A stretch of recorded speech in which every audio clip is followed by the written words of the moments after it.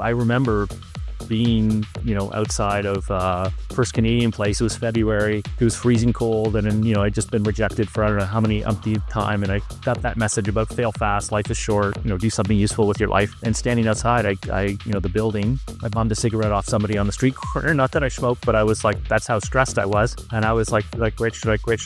I said, you know what, forget it, I'm not quitting. If I die, I die, but I'm not quitting.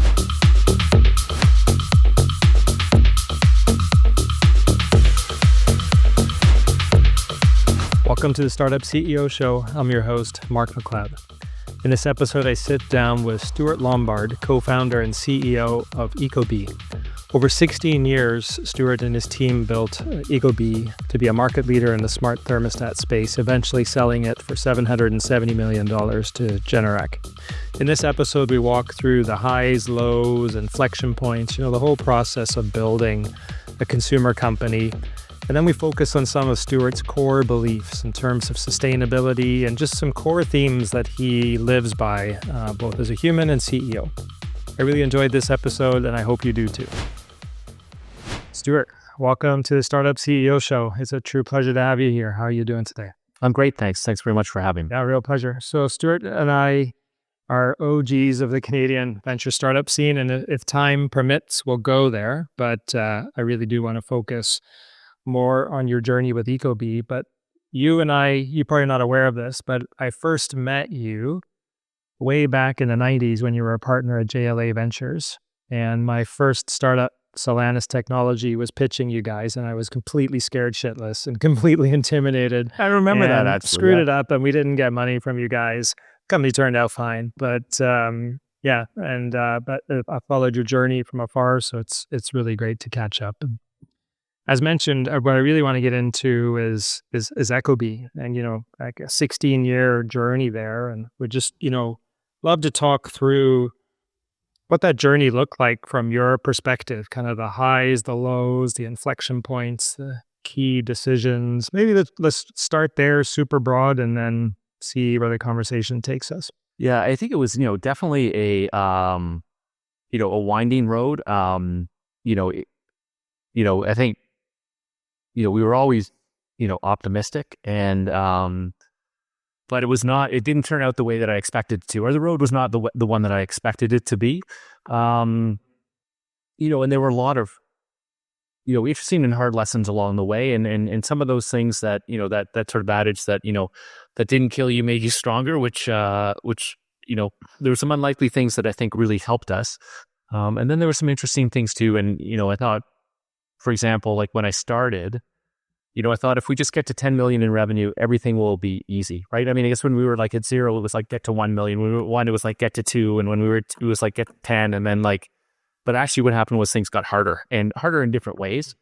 Not that I want to scare any startup CEOs, but the challenges get harder, but in different ways, maybe. Could you talk about that? Is this things like organizational design, the way you used to communicate no longer works? Is it that kind of thing?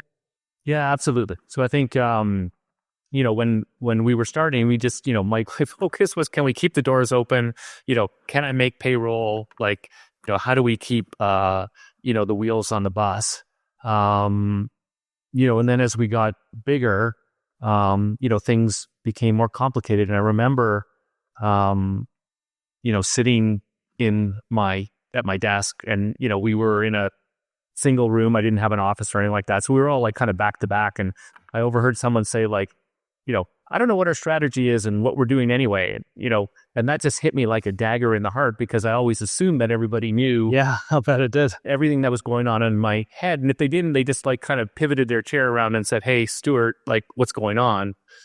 But I think it's the Dunbar number at about 150 people, where not everyone knows you or doesn't have let's say a 1 degree of separation from you. All of a sudden people don't know you, and they don't necessarily understand everything that's going on and all that kind of stuff. And so how you communicate and what you communicate and when you communicate is all different. And there are all kinds of, for me anyway, there were all kinds of new learning muscles that I had just taken for granted when we were a startup, because when you're 20 people, basically you're a single team and, everybody knows what's going on because you're just interacting with each other all the time, every single day. Yeah, no, it's a common challenge. And I think you're right. It's definitely about 150 people, sometimes sooner. Yeah, just the way you used to communicate completely breaks down. And of course, communication is one of the 3 core jobs of a CEO. And I would argue as the company gets bigger and bigger, it's more or less a communications role. Yeah, totally. I mean, I think the other thing that was really interesting is I tell people we were like 7-year-olds playing soccer, right? And so in the early days, right, it was kind of like, wherever the soccer ball went, like the management team, the brain trust kind of like, ran to the ball, right? And then all of a sudden, the business becomes a bit more complicated. Maybe you start like new growth initiatives where you're like, okay, we're going to launch some new products or some new services or something like that. And then all of a sudden, like you can't do that. You can't keep the pots on the lids on the pots. There's that great, I don't know if people remember Lucille Ball, but she was a comedian in the 50s, 60s, and 70s, very famous. And she has this thing where she's at the chocolate factory and her and Ethel are putting chocolates into chocolate boxes. And then the, assembly line keeps speeding up and speeding up and speeding up. And they're like, eating the chocolates and sticking them down their shirt and all that kind of stuff. And I often felt like that as the CEO, as things became, bigger, more complicated, faster, the pace of decisions you have to make.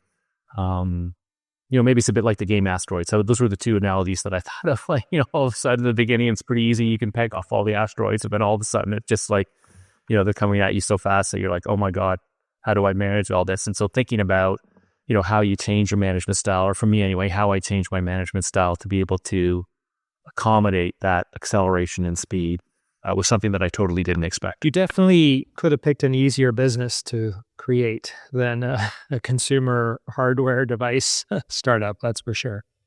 What was the origin of Ecobee? So it was really a simple idea. I mean, at the time I was trying to reduce my environmental footprint. And so I went out, I spent $26,000 on solar panels. I was on my way to buy a Toyota Prius.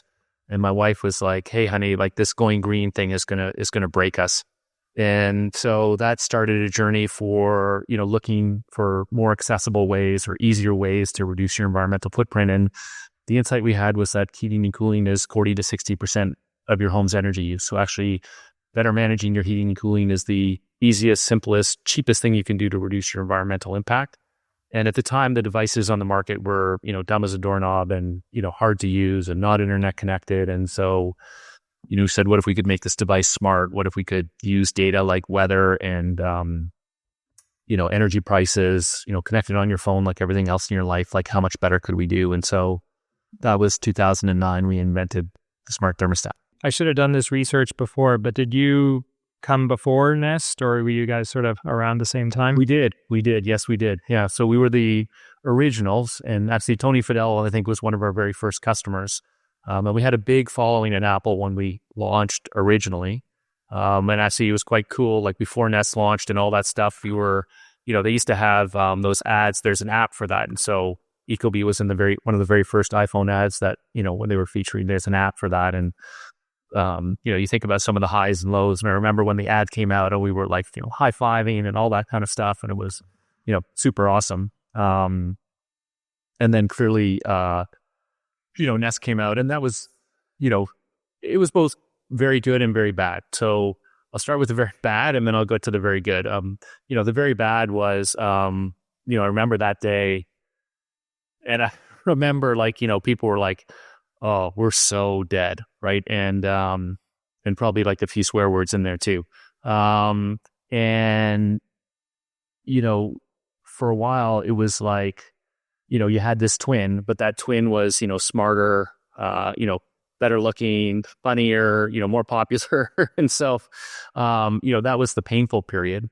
I think the good news about it is that, Jim Collins in Good Great talks about a worthy adversary. And really, I think what Nest did for us was, they were that worthy adversary. And for me anyway, really made me reset, what I thought good was or what great was. And, I use the analogy that, at the time we were like, hey, we were in the iPhone ads, and hey, we were like, kicking Honeywell's butt, and hey, we were like, the only smart thermostat, and we were growing, and, things were good. They weren't awesome, but they were good.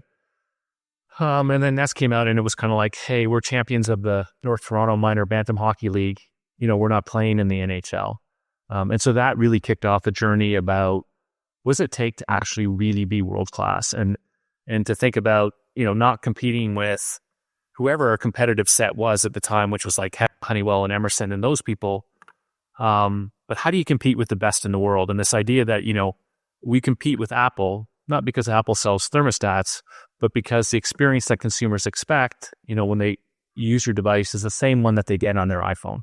And so and if it's not as good as my iPhone experience, then it's shit, right? And so how do you change the company? How do you evolve the company to give consumers that iPhone-like experience, given all the other challenges that you have? And that really put the company on a different trajectory. I'm curious, this reaction, right? So Nest launches were screwed.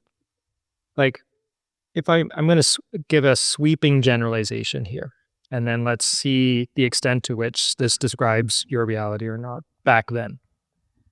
Like, so my generalization is that, like, the best and worst thing about the Canadian startup scene is its proximity to the US.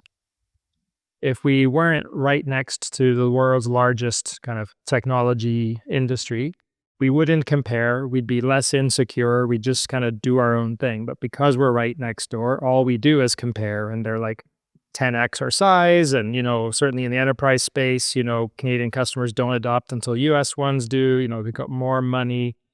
So the point of all this is, like, were they like legitimately better than you, or was this Canadian insecurity? Oh, they were legitimately better than us. I mean, Tony Fadell, he was the father of the iPod. He, had a direct line to the, development of the iPhone.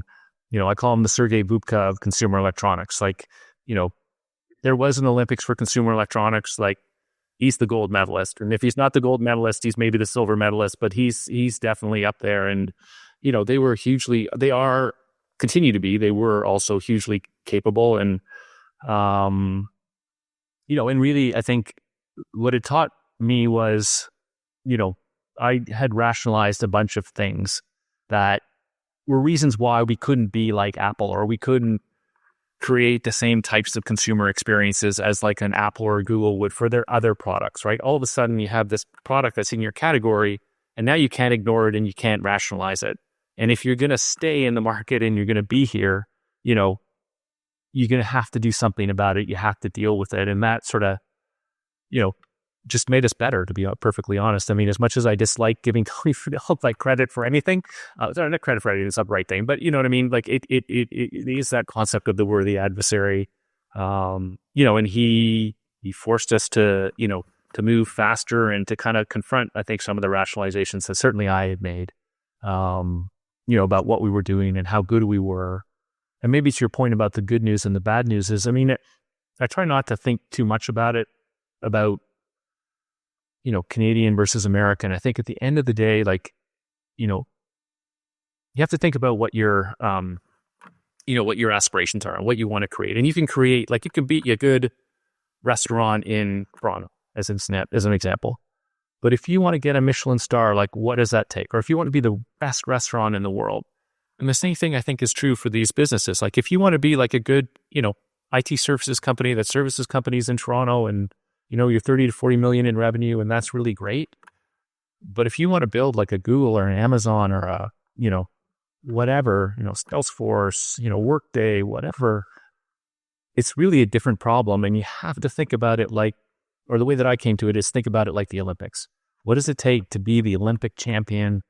And there's only one, right? And so, what does it take to be Simone Biles? Like, and when you put it in that context, for me anyway, it totally changed the way I thought about building the business from like, oh, this is pretty good and this is good enough. And you know what, it's okay if it's not perfect or like this, or, we better get it out to market quickly or whatever it was. It totally changed the way that I think certainly I thought about the business, and probably we as a management team thought about the business. So Nest entering the market sounds like it was both a high point and a low point. Any other low points along the journey? There were certainly a number of low points there. I tell people, we were rejected for venture capital something like 172 times. And I think, it started off, in the beginning, this is one of my favorite stories. one of my favorite quotes actually is from Scott Adams, which is like, venture capital is the only industry where you get paid an outrageous amount of money to be wrong 90% of the time. And so, when we started, people were like, Stuart, no one cares about thermostats, and no one's going to pay $249 for a thermostat. Maybe when it gets to $50, we'll talk. And then, of course, Nest came out, and, all the VCs told us, of course, everybody wants a $249 thermostat. But, the market's already been won, and there can only be one winner. And so, life is short, pack up and go home. I remember being, outside of First Canadian Place. It was February. It was freezing cold. And then, I'd just been rejected for I don't know how many umpteenth time. And I got that message about fail fast, life is short, do something useful with your life. And standing outside, I the building, I bummed a cigarette off somebody on the street corner. Not that I smoked, but I was like, that's how stressed I was. And I was like, wait, should I quit? Should I quit?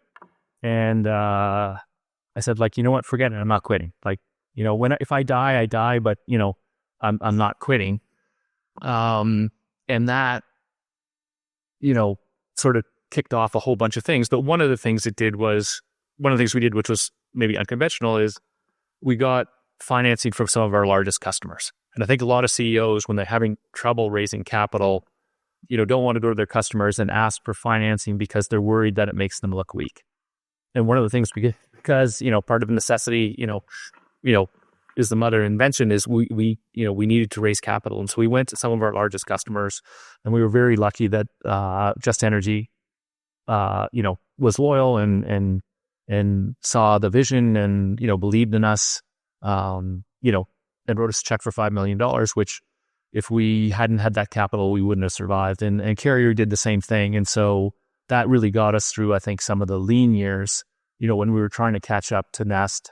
And then once we were there, then, things really spiraled. I think the other thing too about, when you compete with Google and, as an example, because Nest was shortly acquired by Google, is trying to think about how you compete with the giants, right? And, one of the challenges that Google, Amazon, Apple, as an example, have is, some of their greatest strengths are the greatest weaknesses. And so how do you exploit those greatest weaknesses? And so, for example, the enemy of my enemy is my friend, right? And so we spend a lot of time, for example, working with Apple, because we knew that, there were sort of two phone ecosystems, a Google ecosystem and an Apple ecosystem. And it should have been very hard for Google to win in the Apple ecosystem. So how do we make ourselves, the friend of, both Amazon and Apple, and use their strength and their leverage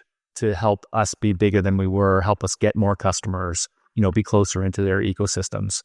We also thought about things like privacy as an example, and we thought privacy was a place where, very difficult for Google, to really lean into privacy given what their, main business model was.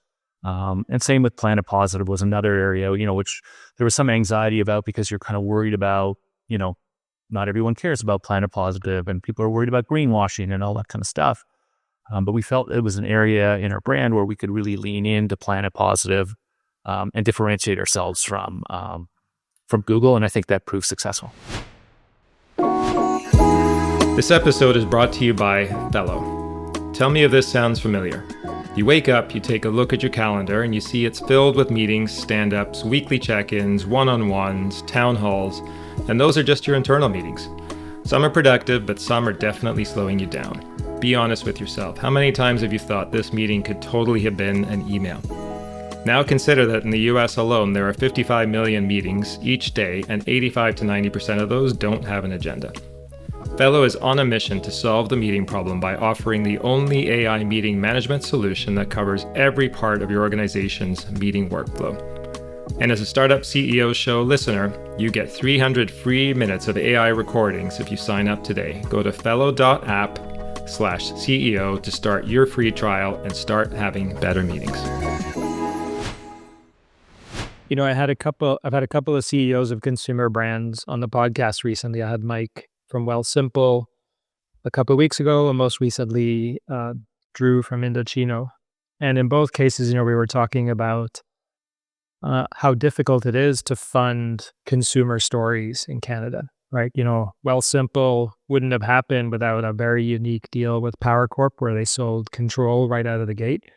And, Drew,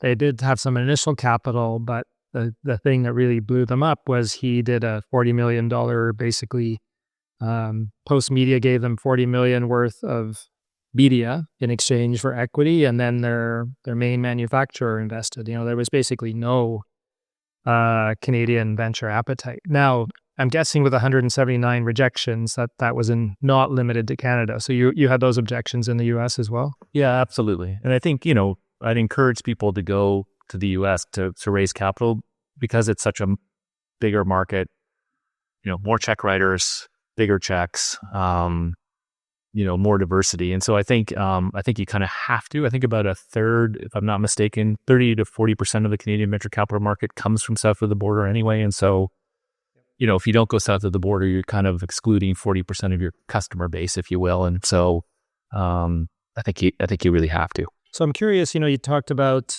the enemy of my enemy is my friend, and I would imagine like becoming friendly with Apple, and maybe in particular Amazon, is challenging. I remember when I was an investment banker, I was sort of hesitant to let my companies talk to Amazon because they had a real reputation for just soaking you up for all kinds of information and then just building your thing. And I know you weren't looking to be bought by them, but I'm just wondering for other folks for whom those are just super relevant stakeholders, how did you make that work given just the vast difference in size and power, et cetera? Yeah, I don't know that we made it work. Amazon, ended up competing with us in the smart thermostat business, and we had some stressors. I had to tell people I had stress with my family. I still love them. We had stress with Amazon, and I still love them too. But one of those was that they ended up getting into the smart thermostat business. Apple did not. I don't know that we navigated that perfectly. I think in the in the sort of that 2015 to 2020 period, the Amazon relationship was very good for us. We invested heavily in the Alexa ecosystem. They helped us significantly. And I think that paid off. I don't know. I think if they were going to get into the smart thermostat business, they would get into it anyway. And I think, they would tell you that too. They would have said if we want to be in the business, we're going to be in the business with you or without you. So you think about, I think, whether the insights you're giving them are really that novel or not. And maybe hold back on the things that you think are the secret sauce. But I think if you don't give them enough or you don't engage, then you're not going to play in the game either, right? And so, we felt it was better to play with them. And, you don't know what happens on the path you didn't take. But I do think that, given where the company was and given the momentum that, both Amazon and Apple gave us, I think it was the right thing to do at the time. No, totally makes sense. Now, there's a chicken and egg dynamic here at play because there's not a ton of appetite from investors for consumer stories. I struggle to think about, consumer executives who've kind of been there, done it, got the t-shirt. And so I'm just curious how you built your leadership team. Were you forced to kind of go outside of Canada and just, bring in leaders who had consumer experience regardless of where they were? Like, how did you do that? Yeah, I think, we did. And we had some hit and misses along the way there, right? And so I don't know that was like a straight line path. Certainly, I think, we felt like consumer marketing was a really important component of what we needed to be good at, right? One of the, there were a few things that were, I think, transformational, maybe not obviously transformational. One of them was adopting a strategy framework called Playing to Win, which is written by A.G. Lafley, who was the CEO of Procter & Gamble, and Roger Martin, who was the dean of U of T Business School. And really it's really a framework for thinking about how you think about strategy. And part of that is articulating what you need to be good at, right? And so consumer marketing was one of those things. And why the strategy was powerful, because it sort of identifies, what are your aspirations, where do you want to play, and then what do you need to do, or how do you need to organize in order to achieve those aspirations. And so consumer marketing was really great. I mean, there are great consumer marketers here. Kevin Banderick, who was most recently our, chief marketing officer, chief revenue officer, was, came from TELUS. He was fantastic, is fantastic. Gave us a way of, thinking about branding. I have that Jerry Garcia quote on my LinkedIn page, which is, I think, I want to talk to you about that. For me, sort of like the, how I think about branding, rightfully or wrongly. And I think, the quote is something to the effect of, you don't want to be considered merely the best of the best. You want to be considered the only one who does what you do. And so, very early on in our, career or in our journey, we might have tried to be like someone else. Very quickly we pivoted to being like, how are we, rather than saying how we're the same, like, how are we different, right? And trying to create, a real difference for consumers. And I think if you think about the brands that you love, generally speaking, those are brands that, aren't the same as 4 other companies. They kind of crafted their own way. And so what is it that makes your brand unique? Did Nest kind of make you consider changing that approach, or you were just running your own race anyway? Well, I think Nest actually kind of made us more like the same, right? And I think, there was that period where Nest launched and people were kind of like, why can't you be more like Nest? And, employees were like, we should be more like Nest, right? And I mean, it was interesting because people would say things like, why don't you make your thermostat beautiful? And it wasn't that we weren't trying to make our thermostat beautiful. We didn't know how to make our thermostat beautiful. And so, a real difference, I think, between wanting to be good and being good. And so, but I think that quickly pivoted to like, we can't just be, Nest or Google, because otherwise people will pick Nest or Google because, they were already the incumbent, they had bypassed us. They were, and it was kind of like that old adage, you never get fired for buying IBM, right? And so you can't just be equal to them. You have to give some consumers something different. And so we really tried to focus on doing that. So if I think about Procter & Gamble and playing to win, what comes to mind, and I haven't read this framework, but what comes to mind immediately for me is owning the shelf. I walk into the store and all I see is the P&G products right at the eye level. And I'm just curious kind of how competing against a Google who's got all the resources and the relationships, how did you make sure you were prominently displayed? Like, how did you go about distribution? One of our core strategic elements, I mean, Google at the time was, doing Super Bowl ads and NFL ads and TV ads. I remember, one day I came home on the subway and, the whole subway was wrapped in Google Nest ads, right? And every bus shelter on the way home was a Google Nest ad. And I was like, damn, they know where I live and they're just messing with me, right? And of course, it turns out that it had nothing to do with me. They had taken out like every, bus shelter, like in the whole North America or whatever it was. It was just, crazy amounts of money they were spending. And so, part of our strategy was, how do we intercept customers, right? So if they're going to create awareness, when customers, arrive on the shelf or are about to make a choice on an online platform, how do they pick us? And how do we intercept that customer in the last 3 feet? And so, rather than spending on ads and trying to match them on ads, for example, we did spend money on merchandising, right? And we made sure that we were in, good locations, in retail locations, but we had a much smaller retail footprint than that, right? So they were at the time trying to be in every single store, and you could, they were in Indigo bookstores, for example. And, it was another choice where it's like, we can't match them trying to be everywhere all the time. But what are the retailers that we think really matter? And so Home Depot, Lowe's, Amazon, Best Buy, those were our core. Costco was the other one. Costco is incredible.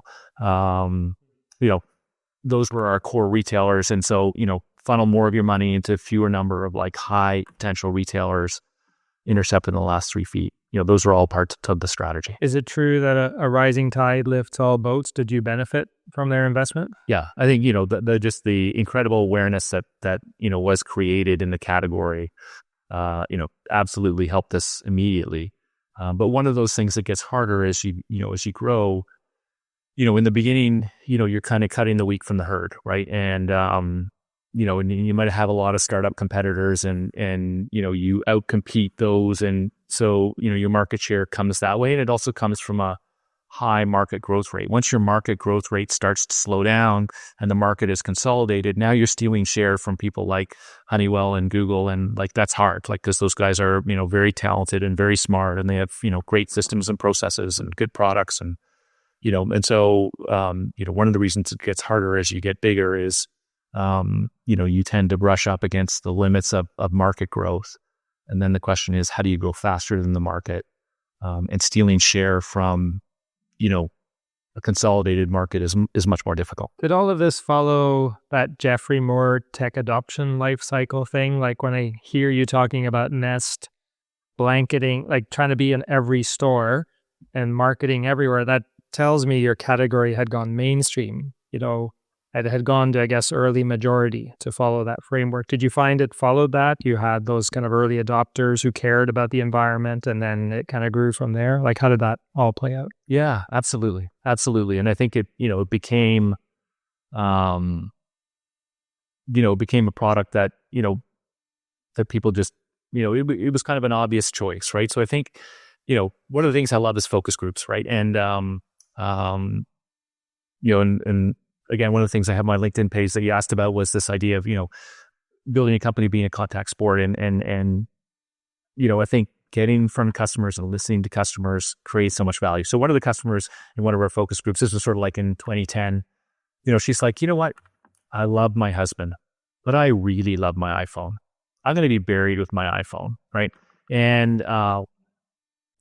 that was just the sort of the iPhone euphoria, which is kind of like died down a bit. It's not the same, but at the time it was like so new and so life-changing and all that kind of stuff. And this is a person who knew nothing about technology, right? Who, they weren't a geek, they weren't a, environmentalist. They just understood like how technology could make their life better.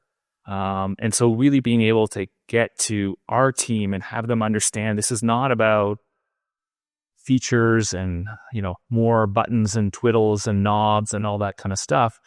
This is about how do we create experiences that customers just makes their life better. And, they're easy. It's like your iPhone. It's like Netflix. It's like, I have no idea how those things work, but if you took them away from me, like, Instagram, Twitter, whatever it is, I have no idea how they work, but if you took them away, my life would be much worse. Right.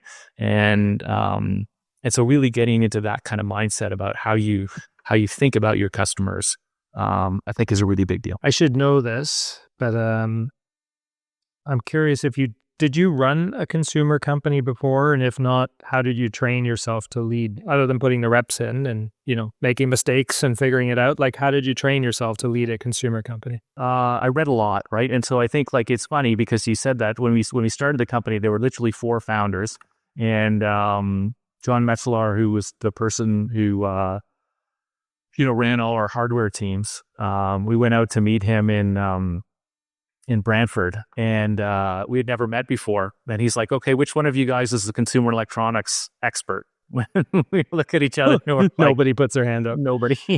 Which one of you guys knows, HVAC? And it was like nobody. But I think we felt like, if you could pick up a book, if you can learn, if you're willing to put in the time and effort, you can learn anything. And, and that helped us a lot, I think, because, one was an attitude of, again, when we thought about who we hired, learning was a big component. Like, what is the interest of this person in learning new things and, continuing to kind of push the envelope. But it also kept us out of, I think, what are like some traditional, groupthink that already existed in the heating and cooling industry, which was like, who cares? These things can never be better than they are. Why are you doing this? Like all that, things should be as cheap as possible, all that kind of stuff. We avoided a lot of that mentality. So maybe switching gears, let's move, towards the exit. I always had it in my mind, like that this would be a company that would ring the bell and go public someday. But you ended up selling to Generac. I would love if you could just tell us about that process, how it came to happen. Were you also considering going public? Like, walk us through that. There's so much written about fundraising, and yet often CEOs struggle to fundraise. There's almost nothing written about how to exit. It's just like this black box for people. So we'd love anything that you can reveal about how that process all unfolded. Yeah, I think, maybe the first point on that is, it's counterintuitive, right? So I think the first thing, it was a bit of a surprise to me, is that, that it's called an exit. And so people think of it as exactly that. It's an exit. And that means like, when this thing happens, everything ends and you start all over again, right? And really the way that we were thinking about it was a continuation, right? And so if you think about, our mission, which was, how do we create a more sustainable world? How do we help people, live simpler and better lives? That's a mission that's ongoing. And then the question is, what are the resources you need to like execute on that mission?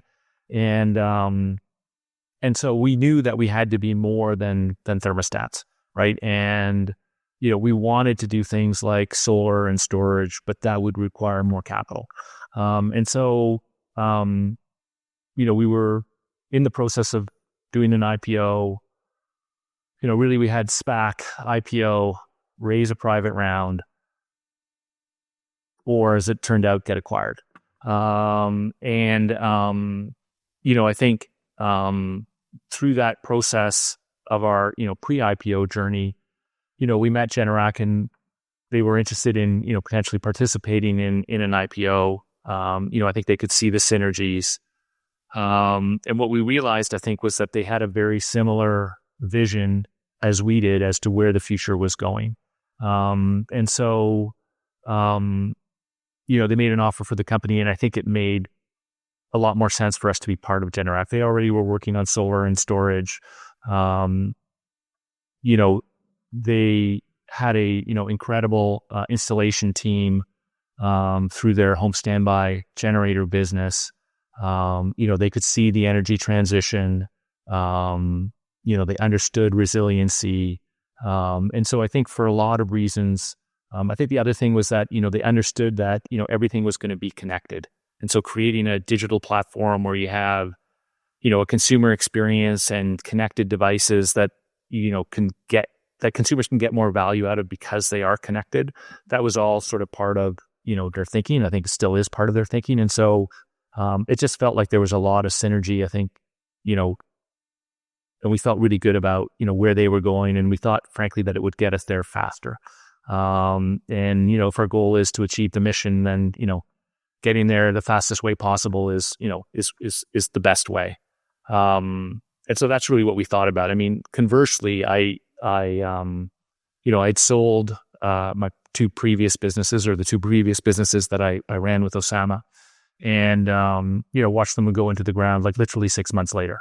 And the first time it was like, woohoo, I got a big check, and I was like, it was totally unexpected, right? I was I thought like, I didn't think anything amazing was going to happen, and it did. And so, I was ecstatic, and I got the big check, and I was like, wow, this is fantastic. And then, I watched it go into the ground like literally 6 months later. And, you put so much work and effort into it. And I thought like, we were on, we built one of Canada's first and largest, internet service providers. And this was still like in the, mid 90s, before cable and, fiber and all that stuff, DSL had taken over. And so there was, tremendous opportunity, and like literally they put it into the ground, and it was so crazy. Someday we should do a podcast just on how crazy it was, because you would not believe how crazy it was. Anyway.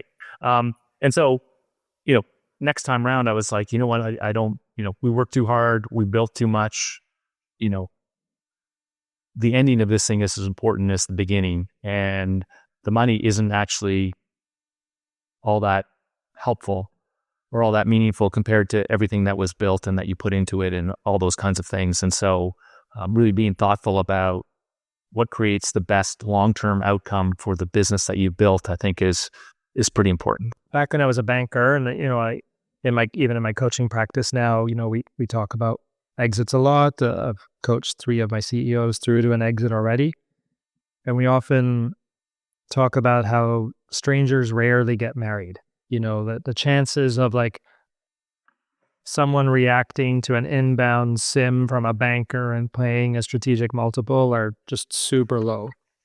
So, like, how long was that kind of courting relationship with Generac? And was it part of, like, did you have a banker just doing like a broad strategic review of all the options, or did you begin building relationship even before that process? Yeah, I mean, I think the relationship was probably over about a year, from beginning to end. So it was a relatively, long relationship. I think there was a period of probably, 4 months where, there was a lot of back and forth between the teams. And I think we really kind of solidified the relationship. So there were probably 4 months that were the most important part. We certainly had bankers involved, and I think they were helpful in terms of deciding the different alternatives. And each of them came with pros and cons, right? And I think we could stay private. I think, one of the challenges that we had with staying private was, we had a capital stack. We were, at that time about 14 years old. So, we'd had some investors who'd been in a long time, and some of those different share classes, their interests started to diverge, right? And, the thought of putting another, stack on the cake, if you will. I don't know what the right expression is for that. Another layer. Yeah, another layer of, rights and needs and wants and just, I don't know that felt quite right. Obviously going public is a whole different animal and you clean up your capital stack. That's one of the benefits. I think the potential disadvantage is the public scrutiny and what is the risk that you misstep early on and you become a fallen angel and kind of move into obscurity, as well as all the overhead that you have. And so, in that context with the right acquirer where we felt like we had lots of synergy and we could, continue to build the business on a path that we felt was, part of our mission, just felt really good. And I think, the people at Generac were and are amazing. I shouldn't say it in the past tense. They did everything they said they were going to do. They were good to their word. They were very thoughtful. They were very receptive to our ideas. They were a really great partner and I couldn't have wished for anyone better. Yeah. Those stories don't always turn out that way. So I really do love it. You made a comment to me as we were exchanging notes before the show that sustainability was really important in building a better business. Maybe just tell me about that. Yeah, I think, one of the things that's misunderstood, I think, is that, green in general and maybe sustainability is thought of as, costs more and probably doesn't work as well, right? And I think the reality is that, done right, sustainability is really about, doing more with less. Because you're doing more with less, generally speaking, you create a better business. And there's a great book called Confessions of a Radical Industrialist by a guy named Ray Anderson. And he built the world's largest carpet business based on sustainable principles. And what he realized early on is that carpets are one of the most polluting businesses in the world. And there's a lot of cost in that pollution. And if I can, reduce that pollution, I can reduce my costs. And I get the benefit of also being more sustainable, which helps me with my employees. It helps with my customers. And so he went on this journey and he sort of replicates it. And I think, the main lesson that you take from it is that, when you're making a choice, right? Let's say you're deciding on a contract for a manufacturer or for a part or for a something, right? You usually have things like cost, quality, lead time, just add sustainability as one more category.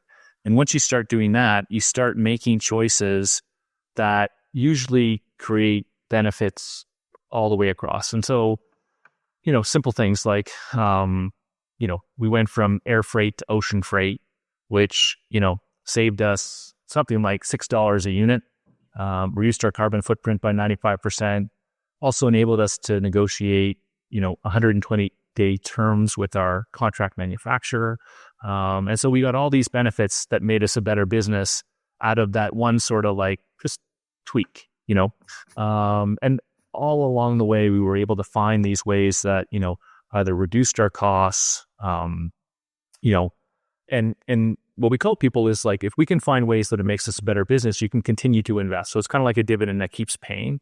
Whereas if you do things like, we could plant trees, for example, for every thermostat we do, we'll plant a tree, but it doesn't make us a better business. It just adds cost. And so we can't continue to invest and to do it because it makes us less competitive. But there are other things that we can do that have as big an impact, but allow us to, invest over and over and over again. And we were continually finding things, that just made us a better business. That's amazing. I'm curious, that ocean freight example, did that force you to carry more inventory just because of now the increased shipping time, or that was off? That didn't matter because you had the increased payment terms? Yeah, it didn't hit our books until it hit North America. So that was our new deal with our contract manufacturer. And so, certainly there was a liability there, but it wasn't on our books until, technically it hit North America. But we were willing to take that given the other benefits that we got. And it actually, we had 60-day terms. We went to 120-day terms. Shipping times are usually 30 days. There was about a 30-day benefit that we got. How about that? Negative working capital requirements as you scale. And so, but that again forces you to be kind of innovative and look at like, what are the challenges and opportunities? And, the clear challenge was, increased inventory and increased lead times, which is a negative, right? So how do we offset that? Well, can we negotiate better terms as an example? And that was one of the things that we were able to do. But we did it with packaging. There's simple things like volume of packaging. You pay for not just weight, but volume. And so if you shrink your packaging is less expensive, but your freight charges are also significantly less. You can fit more on a pallet. There's a whole bunch of stuff like that. There was the materials that we used, all kinds of different things that really got into, how were we able to reduce, costs over time. I mean, clean power was another one, asking our manufacturers to use clean power. Clean power is actually cheaper than normal power. So, once they started, using clean power, our bill actually for, power in our manufacturing facilities went down and it was cleaner. But again, if you don't ask the questions, you don't get the response. People just kind of do the same business as normal. I've known you for a long time, but of course I LinkedIn stalked you to prepare for this. And you had some quotes that you put up that I found were fascinating. And I'd love to maybe just share them and ask you to maybe expand on why, of all the things you've read over all the years, these ones made it onto your bio. So, first one, I believe that there is no challenge that human empathy and human ingenuity cannot overcome. Tell me about that. Yeah, I think, one is I'm optimistic by nature, so I'll start there. Two is I think, we live in a period of quite a bit of anxiety, right? And yet, there's probably never been a better time to live. Like, we are healthier, we are better educated, we are richer, we are less likely to die in a war or a conflict or, of some form of violence. And we have better rights, we have more balance, better human rights, generally speaking, certainly if you were born in a Western democracy. And so, I think the first thing is really around, people feel anxiety. There's reason to be anxious, but the human race is always kind of muddled through, right? And, when you think about, my grandparents, I guess it would be great grandparents for a lot of, your listeners, you were likely to die of pneumonia or, scarlet fever or whatever the case might be, as recently as kind of, just pre-World War II. And then there's a whole generation that went through World War II, and it seems like a long time ago. And obviously there are lots of nations in conflict, which is horrible today, but World War II was like an amazing thing that was devastating to, so many hundreds and hundreds of millions of people, and clearly the conflicts now. But generally speaking, those of us living in Western democracies are, freer, safer. We have more rights.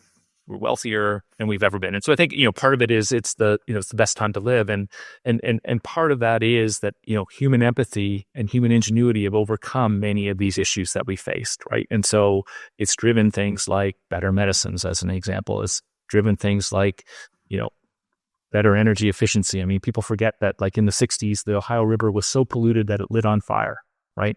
And, we have different issues and different challenges. But, humans have generally done the right thing. They're generally resourceful. And I think if you give people the opportunity to do the right thing and you make it easy for them, generally that's what they'll do. Amen. I love it. Yeah, I don't think that positive outlook is shared enough. I watch my parents and my wife's parents watching the news all the time. And of course, the news only gives the negative, right? Never. There's so much good in the world and it never gets covered. So I love that you brought that up. Maybe one more quote from your LinkedIn profile. And maybe you covered this already when you were talking about sustainability, but perhaps there's more to it. So here's the quote. I believe corporations are citizens in our communities, and like all citizens, have a duty to enrich those communities. Tell me about that. Yeah, I think it comes sort of from two parts. So one is, I think people often talk about companies or government like there's some like inanimate, object that's that's not part of us, right? And companies and governments are run by people, right? And it is the people in those businesses who make choices. And so it's you and me and everybody when you go about your job, whether you're a teacher or a police person or it doesn't matter, whatever it is, you're making choices and you're, making choices on behalf of your customer. It's not all, the person at the top who makes all the choices. And so the first part of that is really around, individuals who work in these businesses has significant power, significant impact on what those corporations do.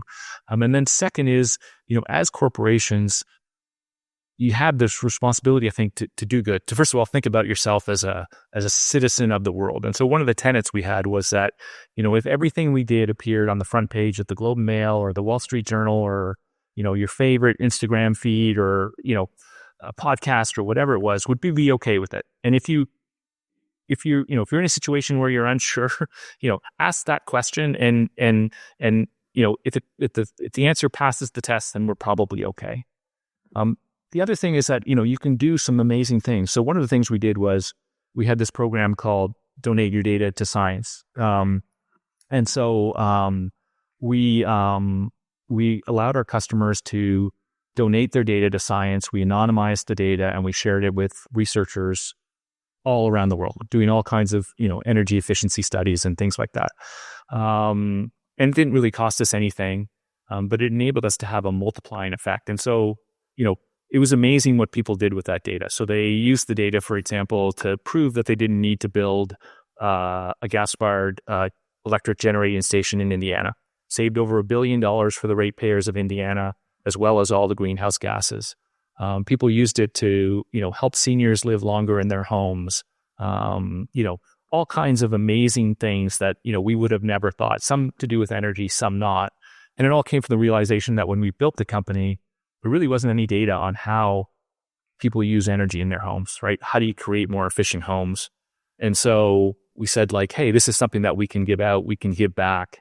And I think there's lots of great examples like that where, corporations can and should act like citizens in their community and do great things. Stuart, there's so many more things I could ask you, but maybe we're going to have to save that for a round two. In particular, deconstructing your ISP blood path. I had some friends who worked there back in the day, and it was definitely sad. Yeah, I'm still in therapy.